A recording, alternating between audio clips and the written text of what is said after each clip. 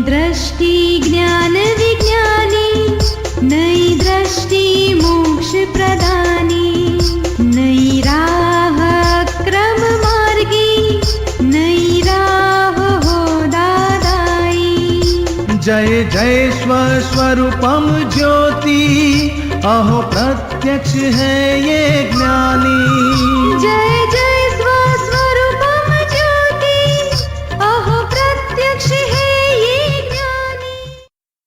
नमस्कार, आदाब, सत श्री अकाल, वणकम, जय श्री कृष्ण, जय स्वामीनारायण, जय सच्चिदानंद। दोस्तों, दादा भगवान परिवार आप सभी का स्वागत करता है नई दृष्टि नई राह प्रोग्राम में। हमारे एल्डर्स अक्सर मोक्ष की, जिंदगी के अल्टीमेट डेस्टिनेशन की, या कहो तो अल्टीमेट लिबरेशन की बातें करते रहते हैं। तो ये मोक्ष क्या है, ये कहां से मिलेगा और हमें चाहिए क्यों? क्या मोक्ष यानी परमानेंट सुख या फिर जन्म मरण के चक्कर से छुटकारा, क्या वो मरने के बाद ही मिलेगा या फिर जीते जी भी उसका अनुभव हो सकता है? इसके लिए हमें क्या करना होगा? चलिए सुनते हैं अपने आत्मज्ञानी से इन प्रश्नों के उत्तर। नैना कहती है मेरे को मोक्ष चाहिए। मोक्ष कैसे मिल सकता है? संसार में रह के या संसार में छोड़ के मिलते हैं। मेरी शादी हो गई है, 1.5 साल का बच्चा है, मेरे को यह सबका मोह नहीं है, तो क्या करना चाहिए? मेरे को जवाब चाहिए। बहन, मोक्ष संसार में रहकर भी हो सकता है। यह अक्रम मार्ग तो संसार में भी उतना ही हेल्प को काम करता है। संसार में रहकर तो मन डगमगा जाता है बार बार, तो क्या करें हम? आपको फिर मन की जरूरत नहीं रहती, मन बीच में नहीं आता है। डरता है तो डरने दो, और स्थिर रहता है तो स्थिर रहने दो। आप आत्मा में आ जाओ। आत्मा में आने के लिए हमें क्या करना चाहिए? वो आपको कुछ नहीं करना चाहिए। आप सिर्फ हमारे पास से ज्ञान ले लो आत्मा का, वही आत्मा में आपको ला देगा। ज्ञान के आपके पास लेने के लिए क्या करना चाहिए? मुझे अभी क्या करना चाहिए? कुछ करने की जरूरत नहीं है, बस सिर्फ प्योर भावना को रखो। भावना तो है, बस वही भाव रखो और सिंसियरिटी कि बस ये ज्ञान मिलने के बाद इसको ही मैं फॉलो करूंगी, आज्ञा में ही रहूंगी। और संसार जो आपको मिला है, शादी हो गई है, अभी बच्चा भी है, तो इनका भी पूरा करो। अब ज्यादा बढ़ाना नहीं है तो मत बढ़ाओ, लेकिन है उसको तो पूरा करो। किसी को छोड़ के, किसी को छोड़ दे के, किसी को बिल्कुल किंचित मात्र दुख दे के आप मोक्ष नहीं प्राप्त कर सकती है। सबका क्लेम पूरा करो, आपके बच्चे का, आपके बच्चे के बाप का, जो भी सबका। आप तो कहते हैं कि बंधन छोड़ा नहीं जाता, छोड़ना चाहिए ना, खुद छोड़ना पड़ता है बंधन। बंधन आप किस चीज को समझती हो? ये पति बच्चे, घर बार, लक्ष्मी, काम धंधा, इसको बंधन नहीं कहा जाता है। बंधन तो है अज्ञान का, अज्ञान से बंधन है। मैं नैना हूँ यह ही मान्यता, इससे ही बंधन है। और मैं आत्मा हूँ, शुद्ध आत्मा हूँ।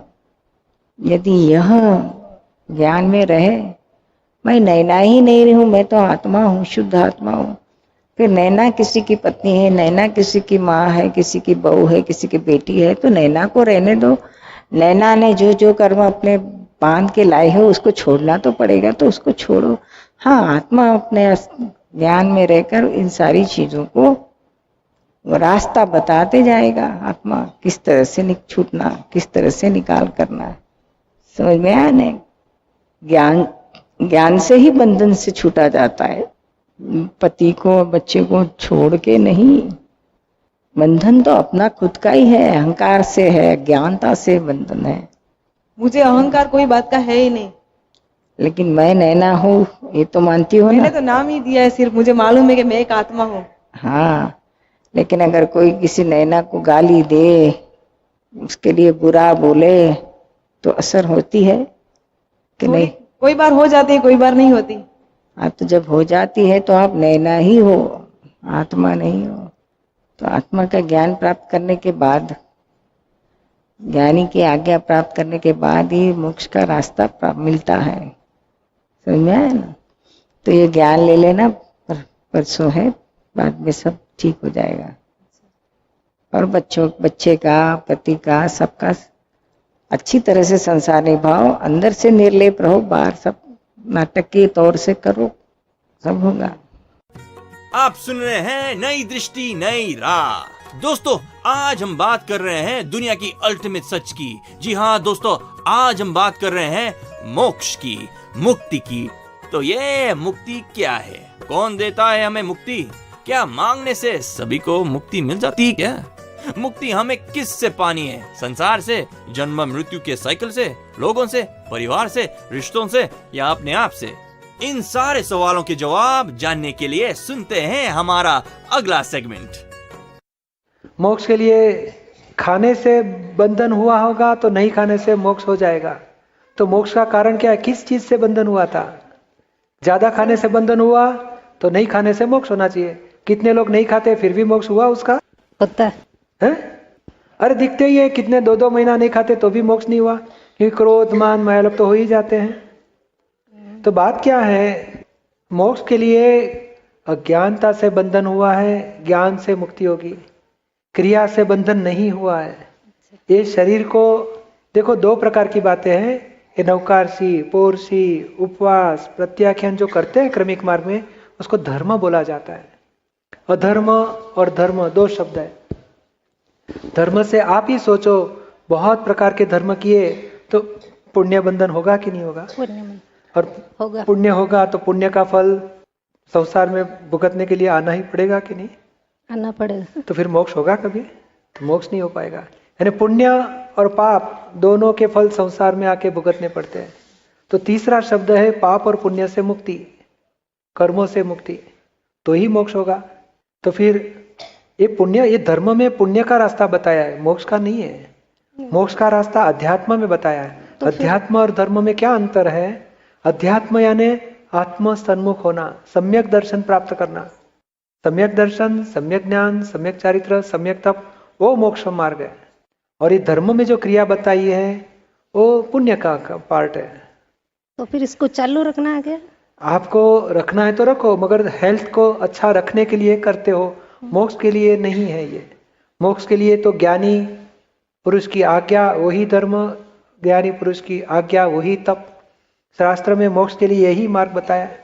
ये ज्ञानी को, श्रीमद् राजचंद्र बहुत बड़े ज्ञानी हो गए, उन्होंने यही शब्द बताया, एक सत्पुरुष को ढूंढ निकालो और उसके चरण शरण में सर्वभाव अर्पण कर दो, बाद में मोक्ष नहीं मिलेगा तो मेरे पास से आओ। ज्ञानी की आज्ञा वही धर्म है, आज्ञा वही तप है। दूसरा संसार में ज्ञानी मिलने के बाद दूसरा कोई धर्म करने की जरूरत नहीं, क्योंकि ज्ञानी की आज्ञा वो सबसे बड़ा धर्म है और ज्ञानी की आज्ञा सबसे बड़ा तप है। और उससे संसार के सर्व कर्म क्षय होते हैं और ज्यादा से ज्यादा 15 भव में अवश्य मोक्ष होता है। 15, मैक्सिमम 15, और मिनिमम तो 1, 2, 3 में मोक्ष होगा ही। यानी मोक्ष के लिए इसकी जरूरत नहीं है, ज्ञान की जरूरत है। मैं खुद, यानी सम्यक दर्शन बोला जाता है। मैं पुष्पा नहीं, मैं खुद कौन हूँ जानना, उसको सम्यक। मैं पुष्पा हूँ, मैं ये करती हूँ, इनकी वाइफ हूँ, इनकी मदर हूँ, मैं इनकी बहू हूँ, इनकी सास हूँ, और रॉन्ग बिलीफ, उसको ही मिथ्या दर्शन बोला जाता है।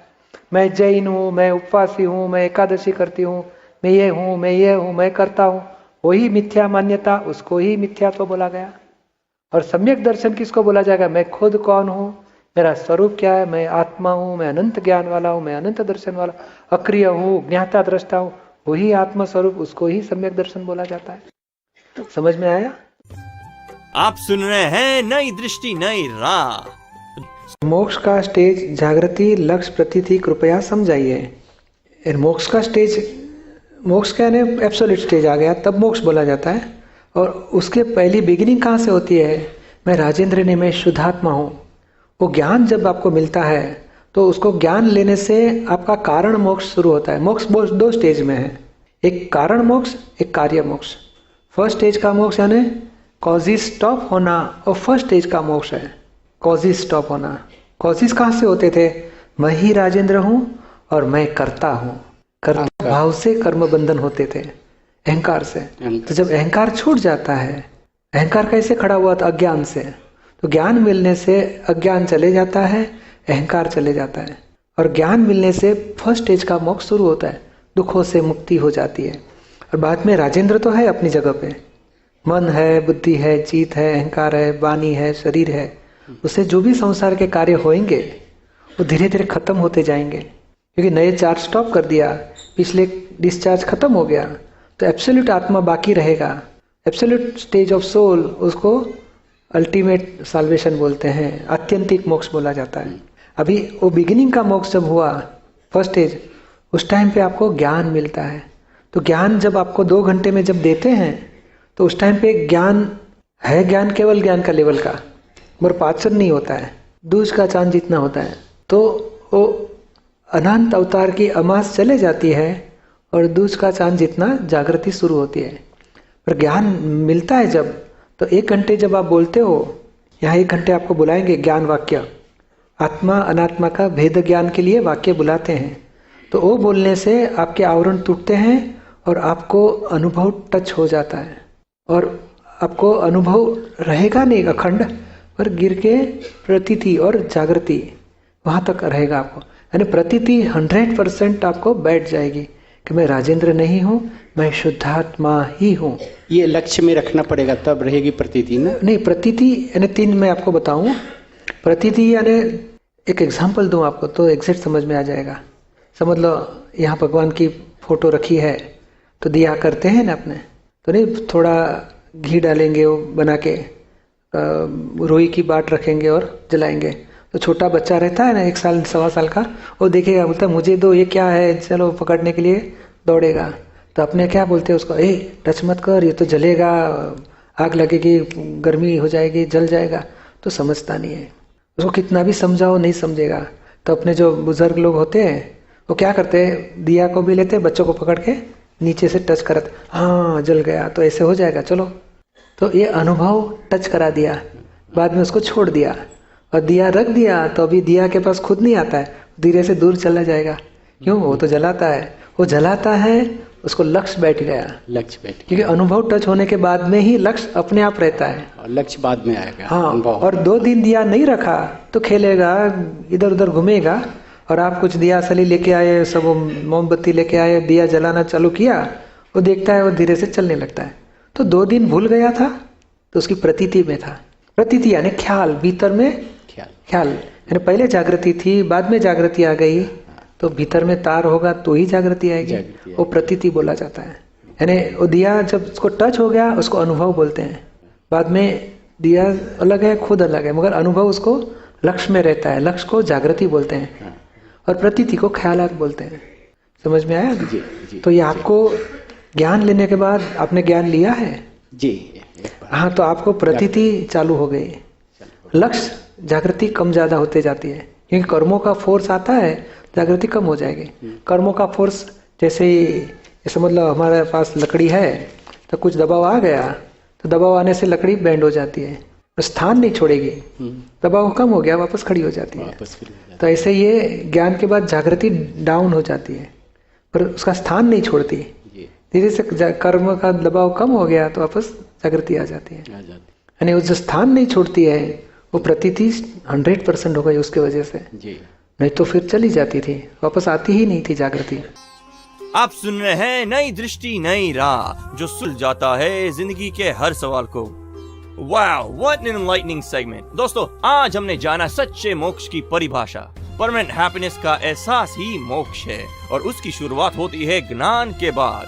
संसार में रहते हुए संसार का एक भी दुख हमें टच नहीं करता। यही है अक्रम विज्ञान और यही है मोक्ष। तो चलिए विनाशी सुख को छोड़े और परमानेंट सुख की राह पर चले। ऐसे और इनलाइटनिंग टॉपिक्स की जानकारी के लिए हमें कॉल करें 1877-505-दादा एक्सटेंशन 23 और लॉग ऑन करें hindi.dadabhagwan.org या फिर ईमेल करें dadaonradio@us.dadabhagwan.org। आज के लिए हमें दे इजाजत, कल फिर मुलाकात होगी, तब तक के लिए स्टे ब्लेस्ड।